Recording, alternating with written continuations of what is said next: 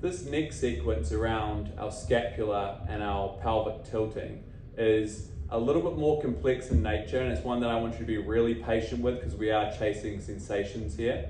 So what you're going to do is you're going to hop into a position on all fours with your knees underneath your hips, your hands underneath your shoulders, and then we're going to punch our biceps forward. So I'm pushing my biceps out in front of me, and that's going to lock my elbows into place and my shoulders into place right here. Once I've got my biceps punched forward, I'm just going to drop everything through. So I'm going to relax through my stomach, I'm going to relax through my shoulders, I'm dropping my head. I'm just trying to let my spine flop essentially while keeping my elbows locked. From there, we can focus on scapular retraction and protraction. I'm already in a scapular retracted position. What I do to protract that is just drive my chest back through, and I'm using my shoulder blades here. So I'm keeping this movement independent of my arms. I'm not using the elbow to push myself through. I'm just using the shoulder blades.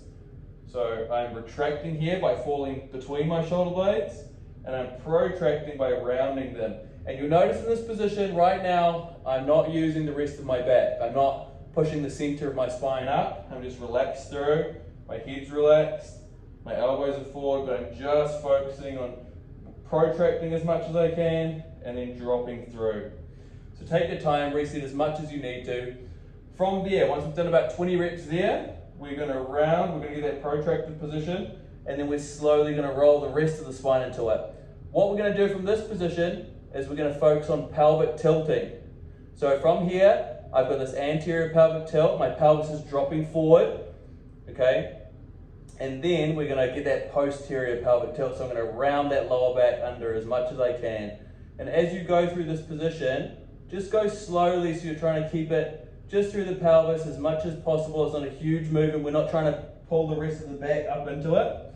Okay, you can try it from this protracted position with the shoulders, or if it feels better, you can do it from a retracted position as well while you discover how to move that pelvis. So we're just tucking the hips under and then gently flaring them out. So take your time with these. As I said at the start, you're chasing sensation. It's not one that you're trying to muscle. We're trying to create as much flexion and extension through the hips as possible, and then still trying to keep everything else locked in position. So protraction, retraction 20 times there, and then that posterior and anterior pelvic tilting 20 times, nice and gentle. Reset as much as you need to with this one. Don't rush.